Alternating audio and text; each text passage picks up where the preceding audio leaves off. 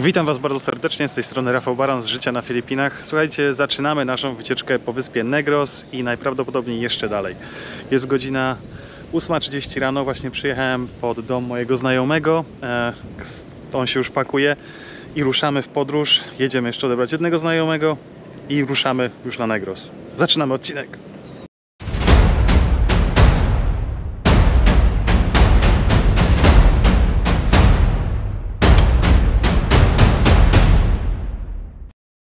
Ale pierwsze i najważniejsze, słuchajcie, jeżeli interesuje Was życie na Filipinach, zapraszam Was do subskrypcji tego kanału, kliknięcia łapkę w górę, będziecie powiadomieni o nowych filmikach. Zaczynamy odcinek. Jak już pewnie widzicie na załączonym obrazku, ja już jestem totalnie przygotowany na wyjazd. Ze sobą biorę Honda Clica 125. Niestety to jest na ten moment największy motor, skuter, jaki posiadam w naszej wypożyczalni. Więc wziąłem go. Seamus jedzie na NMAXie. To jest większy motor, który za chwilkę Wam pokażę, a Eddie jedzie na swoim wynalazku, który sam zbudował. Taki bardziej cafe racer, więc to będzie chyba najmniej wygodny motor tutaj w ogóle jazdy. No ale zaraz go zobaczycie, jak tam dojedziemy do Ediego, do Walencji i stamtąd już się będziemy uderzać, powiedzmy, dalej w stronę Bacolod, czyli na północ wyspy Negros. Przygotowałem sobie plecak, który jest związany gumami do skutera, trzyma się naprawdę bardzo mocno. Jeszcze dodatkowo mam oczywiście jakiś tutaj mały pojemnik pod siodełkiem, gdzie tam też upchałem jakąś resztę ciuchów, takich rzeczy, które nawet jeżeli zostawię sobie motor, nawet gdyby zginęły, to będzie ok. Tam jest jeszcze dodatkowo kompresor taki przenośny, też wziąłem ze sobą. No bo jakby gdzieś tam trzeba było dopompować powietrze. Wzięliśmy tylko jeden kompresor na 3 skutery, no bo nie ma sensu. No, oczywiście zapakowaliśmy apteczkę, jakieś ciuchy, cały zestaw do GoPro i jakieś podstawowe lekarstwa, jakby się miały przydać w podróży. Ja oczywiście jestem przed godziną 9 rano, więc Seamus się już pakuje i jest gotowy do jazdy. Ten odcinek, słuchajcie, też będzie troszeczkę inaczej nagrywany, bo będzie dużo języka angielskiego, więc jeżeli Was to interesuje, to włączcie sobie napisy pod spodem, bo na pewno będą polskie i angielskie, więc będzie można sobie spokojnie ten filmik przetłumaczyć i już zadbam o to, żeby napisy były naprawdę dobrze zrobione. Hi Seamus, how are you? How are you? Rafael was early as usual. It's empty? I'd be sure you have more stuff here. Because you have a big yeah. Okay. But this is Honda, no, not Honda, Yamaha. This is Yamaha? NMAX 155. The biggest bike in our trip. 155 is it? Okay, yeah. That's much bigger than mine. Yeah. Okay, you ready? We going? Yeah. You have a full tank or? Oh, but it's easy for you because you can just, yeah. This is the reason, because I need to take off the everything. This is the reason. This is the reason I take the. I feel it last night. Not too bad. Yeah, but we can go somewhere to the highway after Eddie. We'll see, because I'm not sure if he's ready.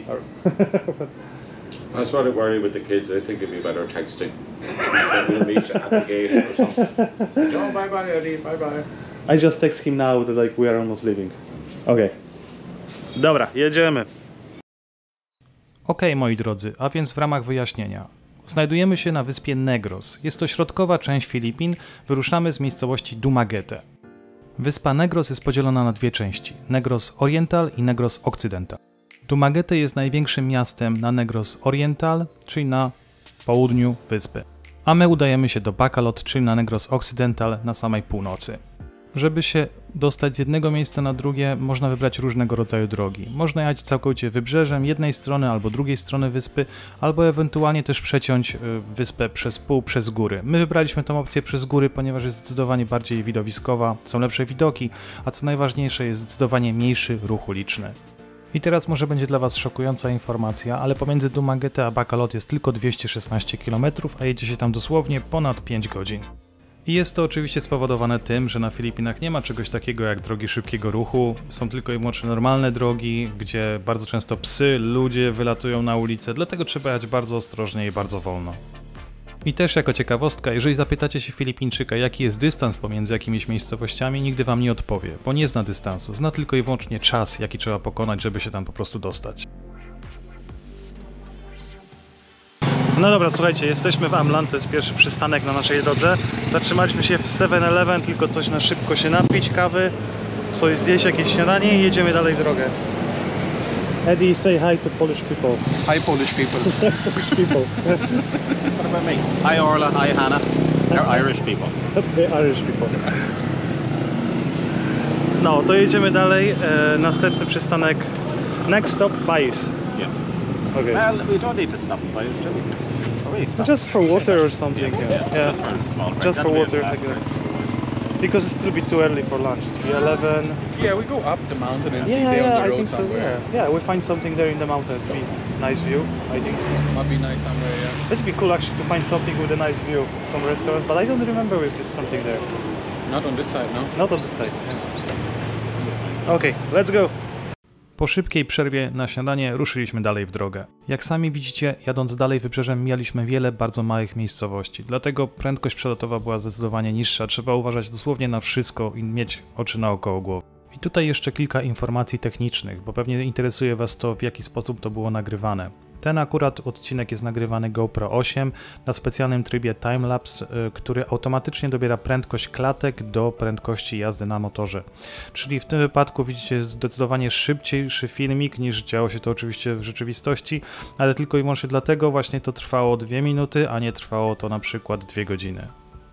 Dodatkowo kamera została zamontowana na specjalnym uchwycie, który był przymocowany do lusterka. Naprawdę stabilizacja, jak widzicie, jest rewelacyjna, naprawdę fajnie się to ogląda i mam nadzieję, że też czerpiecie z tego przyjemność oglądając ten odcinek. I tutaj informacja dla wszystkich miłośników dwuśladów. Jeżeli chcielibyście zorganizować sobie tego typu wyjazd na Filipinach, to naprawdę nie jest to skomplikowana sprawa. Wystarczy po prostu przylecieć na Filipiny, wypożyczyć gdzieś skuter, ewentualnie większy motor. W tym momencie nie ma z tym żadnego problemu, jest naprawdę bardzo dużo różnego rodzaju wypożyczalni. Można wypożyczyć coś od najmniejszego skutera, który oczywiście będzie mniej wygodny na tej dłuższej trasie, po też na przykład większe skutery albo normalne motocykle, które już mają dużą pojemność. Natomiast ja oczywiście doradzam Wam nie brania niczego wielkiego, bo to czasami naprawdę nie ma sensu. Nasza prędkość przelotowa średnia była około 45 km na godzinę, więc jak sami widzicie, naprawdę nie rozwijaliśmy jakichś nie wiadomo jakich prędkości, po prostu się ich nawet nie dało. Naprawdę można taką wycieczkę zorganizować sobie na nawet podstawowym skuterze, tylko po prostu robić dziennie po maksymalnie 100 km i też wszystko będzie wygodnie, będzie przyjemnie i to jest naprawdę chyba jeden z lepszych sposobów, jaki można poznawać Filipiny i naprawdę bardzo dużo zobaczyć, a nie siedzieć po prostu 2 tygodni w jednym resorcie czy w jednym miejscu. Czekam też na Wasze komentarze, żeby dowiedzieć się, czy na przykład jest zainteresowanie tego typu wycieczkami, bo jeżeli by było zainteresowanie, możliwe, że dałoby się coś takiego zorganizować w przyszłości, gdzie już będą wypożyczone skutery, większe, będzie przygotowany plan wycieczki i tak dalej. Więc jeżeli jesteście zainteresowani, zostawcie komentarz, dajcie znać, że jest coś takiego fajnego, że podoba Wam się to. Na pewno więcej informacji na ten temat będzie wkrótce. A my już, jak widzicie na załączonym obrazku, zjechaliśmy z drogi głównej i udaliśmy się w stronę gór, gdzie naprawdę widoki były dużo lepsze i jak sami też widzicie, dużo mniejszy ruch uliczny. Można było dosłownie jechać szybciej, chociaż droga była bardzo kręta.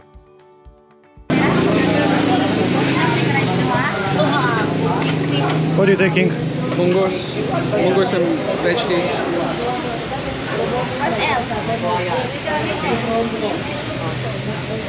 And Osaka rice.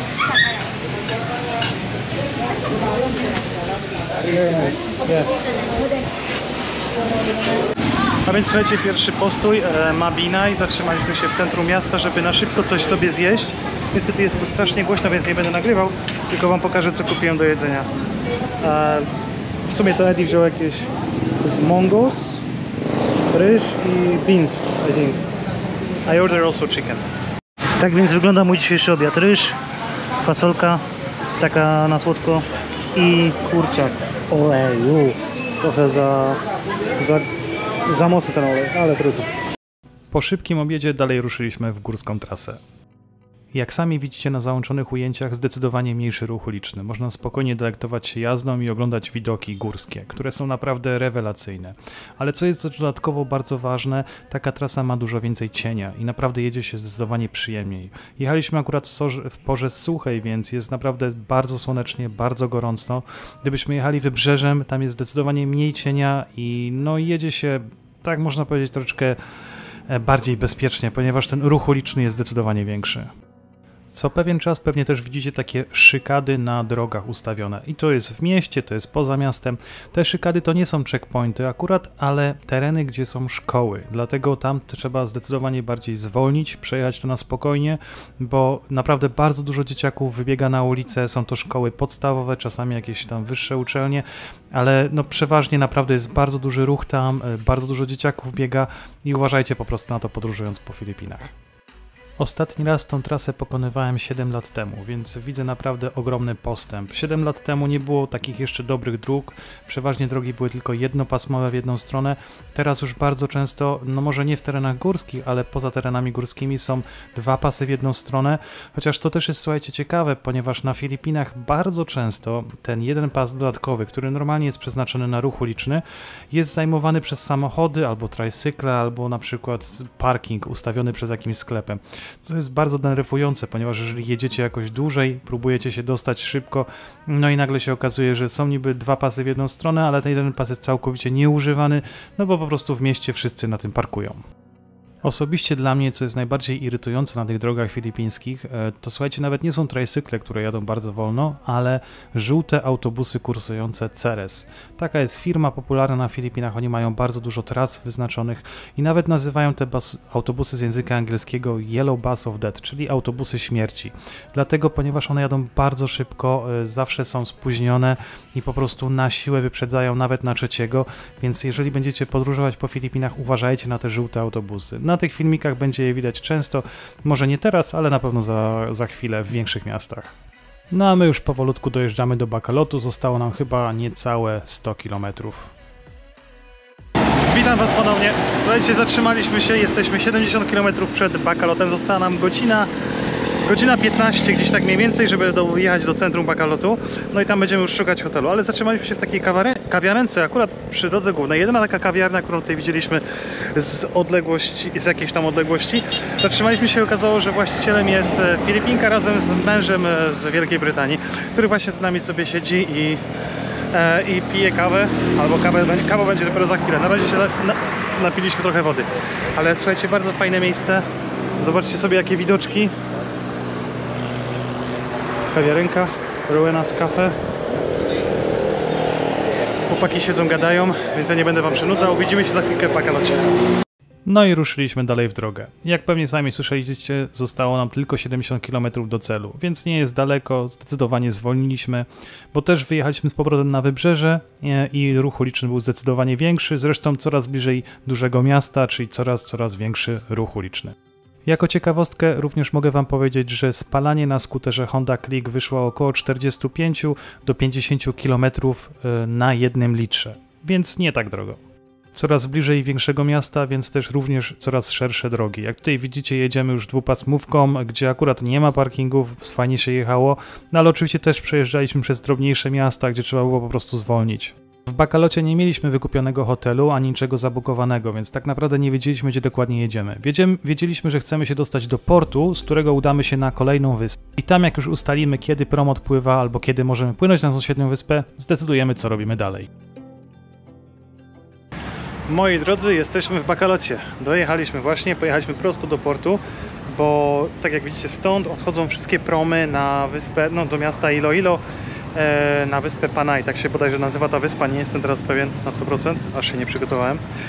Tak czy inaczej poszliśmy, Seamus tam poszedł się zapytać, ile kosztują bilety. Podobno promy odchodzą co godzinę, prom dopiero jutro rano weźmiemy, płynie chyba około 1,5 godziny, maksymalnie 2 godziny i już będziemy na wyspie i tam będziemy dalszą część naszej wycieczki zwiedzać. Oczywiście to nie koniec tego dnia, teraz musimy jeszcze hotel znaleźć, bo niczego nie zabukowaliśmy, ale podobno hotel jest zaraz tutaj, jakiś pierwszy, więc pojedziemy tam się zapytać, zobaczymy, po ile są pokoje. Możliwe, że od razu się zaczekinujemy, a później gdzieś na kolację trzeba skoczyć, może na jakieś piwko nawet, bo jest wcześniej. Jest, słuchajcie, godzina 4:30. 4:30. Jeżeli chodzi o trasę, bardzo fajne spalanie wyszło, bo wyszło praktycznie 50 km na 1 litrze, więc musiałem raz zatankować, bo to jest tylko zbiornik 4-litrowy, no 4,5 litrowy z tego co kojarzę. No i naprawdę całkiem nieźle to wyszło, więc jestem zadowolony. Tania wycieczka, 300 peso w zasadzie za benzynę trzeba było zapłacić tylko. no i trochę za napoje, ale podsumowanie tego kosztów tego wszystkiego będzie na koniec. Witajcie drodzy, widzimy się po krótkiej przerwie. Słuchajcie, jesteśmy w Baccalocie, ale niestety nie zameldowaliśmy się w tamtym hotelu, który widzieliście wcześniej, ponieważ tam był całkowicie fully book. Byliśmy jeszcze w SM sprawdzić pokoje takie nowe, co tam są, nowy hotel, ale bardzo drogo to wychodziło, bo wychodziło około 500 zł za pokój, za jedną noc. That's the reason we are in the hotel, who cost us only 160 Polish złotych, 160 zł. And this is the family room. Eddie is sleeping there. The snorer. Eddie is snoring and he's sleeping on this bed. And we have two single beds. And the funny fact, this is the hotel what we find from accident. Actually, we passed some street, and it's only 2,200 peso per night. And it's look, and you have also swimming pool upstairs. How is the swimming pool? Yeah, it's really nice. Lovely, Okay. 2 pools. Two pools. Okay, see you later.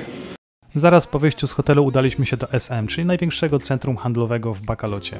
Oczywiście, jeżeli już jesteśmy w Baccalocie, musieliśmy iść na kolację do Wikinga, czyli na taki otwarty bufet, który kosztuje 888 peso za osobę i je się do woli. Nawet co ciekawe, słuchajcie, piwo jest wliczone, lokalne piwo w cenę tego 888 peso, czyli bardzo dobra cena. Jeżeli będziecie w Baccalocie, musicie to odwiedzić.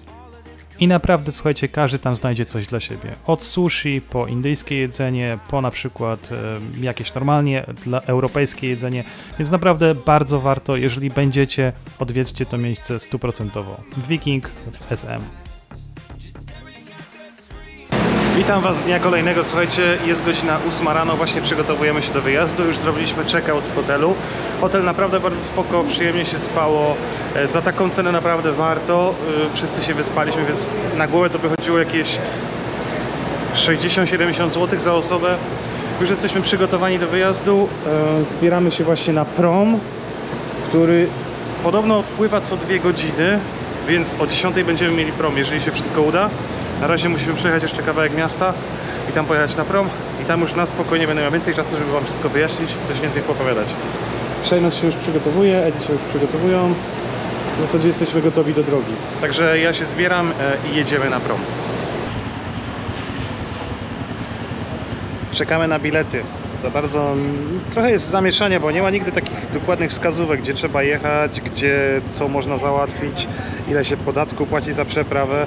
Wiemy, że chyba około 500 peso mamy płacić w jedną stronę za motory, ale na razie nie wiemy jeszcze, co z tym zrobić. Przejmę tam z nimi rozmawia, więc pewnie czegoś więcej się dowie. Chociaż jak wiecie, czasami ten problem z tłumaczeniem z angielskiego na angielski jest problematyczny, szczególnie u Filipińczyków, ale raczej nie będzie problemu. Przynajmniej mam taką nadzieję. Zaraz zobaczymy zresztą. No i jesteśmy dalej w porcie. Niestety tutaj jest jakaś taka polityka, że pierwsze musieliśmy zapłacić podatek niby za wyjazd z tego portu.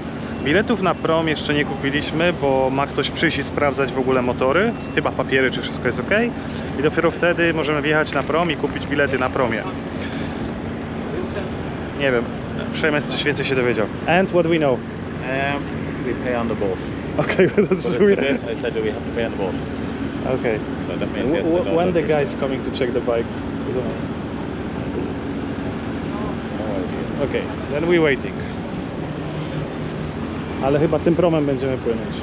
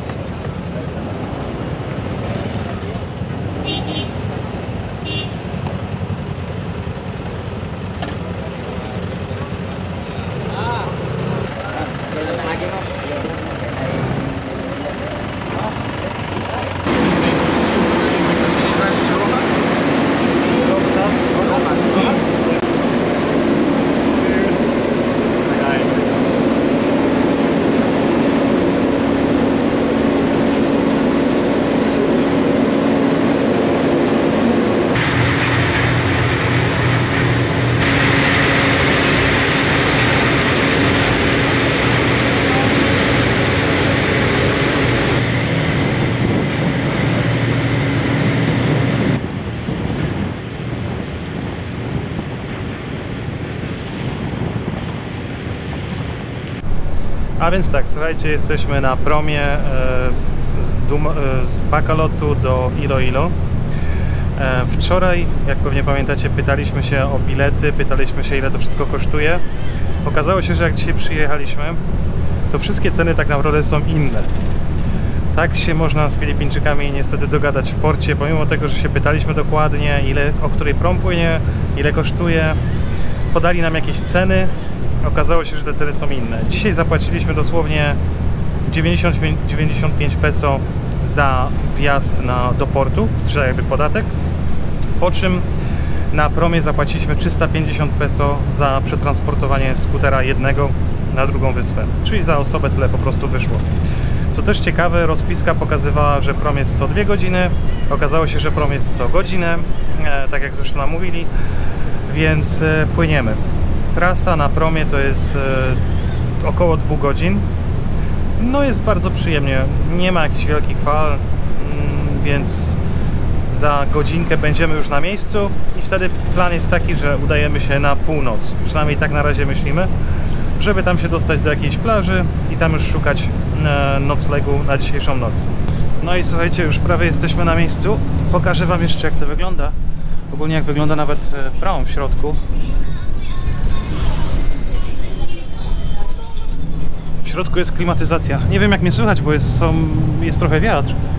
Ale pokażę wam, gdzie są skutery na początku.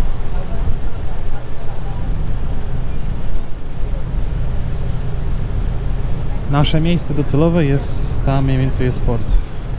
Tam musimy dojechać. Dopłynąć. I zapakowali nas tak, że skutery są pierwsze przy wyjeździe, więc musimy tam być na pewno przed dopłynięciem promu, żeby spakować wszystko na skutery i zjechać z promu jako pierwsi, więc musimy być przygotowani do tego. Ogólnie bardzo fajna trasa, spokojnie przygotowujemy się, żeby ruszyć dalej w podróż.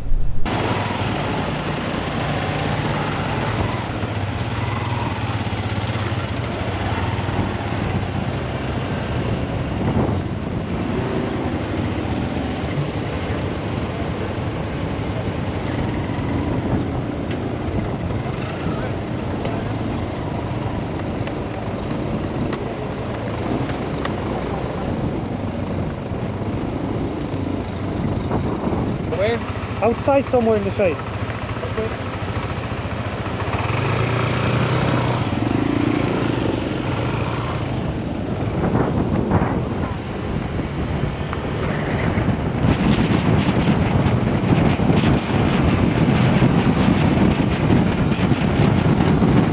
Jak tylko wydostaliśmy się z portu, zdecydowaliśmy, że jednak pojedziemy na północ. Ominiemy miasto Iloilo, ponieważ to jest tylko i wyłącznie miasto, a nam zależy bardziej na wycieczce na motorach. Przez przeprawę promową mieliśmy ograniczony czas tego dnia na jazdę, dlatego zdecydowaliśmy, że wybierzemy najkrótszą drogę prowadzącą na północ. Ale jeszcze nie jedliśmy nic tego dnia, dlatego musieliśmy się gdzieś zatrzymać. Odjechaliśmy dosłownie kilka kilometrów od portu i zatrzymaliśmy się w 7-Eleven. 7-Eleven to jest jedyny taki sklep sprawdzony na Filipinach, gdzie jest praktycznie w każdej wiosce, gdzie można napić się normalnej kawy, więc chłopaki poszli sprawdzić, czy w ogóle kawa tutaj jest dostępna, bo czasami automaty są zepsute. Jeżeli jest kawa, to pewnie jakąś kawę wypijemy, może jakieś szybkie śniadanie w 7-Eleven i ruszamy dalej w drogę. Także czekam na razie na nich, oni poszli do środka zobaczyć, co się dzieje. No jest kawa. Is it coffee? Okej. Dobra, czyli jednak jemy śniadanie.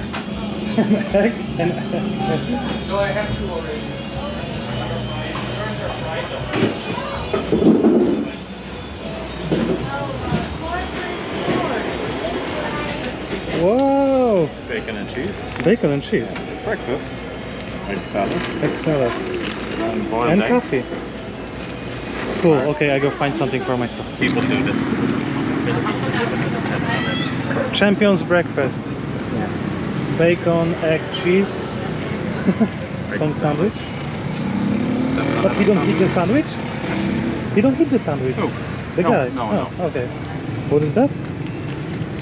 Toasted sandwich, ham and cheese, and Oh, okay. That's sausage cheese melt. And I have a burger. Chicken burger. Okay, let's go try.